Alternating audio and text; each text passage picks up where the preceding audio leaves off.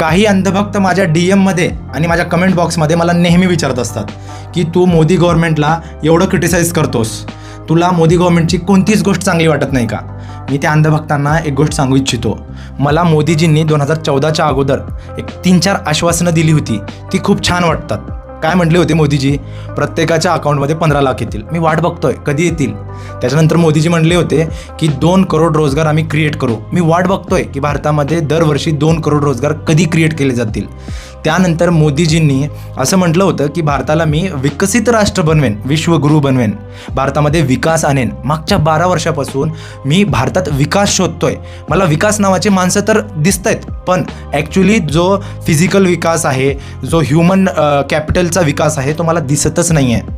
मित्रांनो, तुम्हाला मोदीजींच्या मागच्या 12 वर्षाच्या कार्यकाळामध्ये सगळ्यात जास्त कोणती गोष्ट आवडली? मोदीजींनी असं कोणतं काम केलं आहे जे तुम्हाला आवडलं आहे? तुम्ही कमेंट बॉक्समध्ये सांगू शकता. जय हिंद, जय महाराष्ट्र.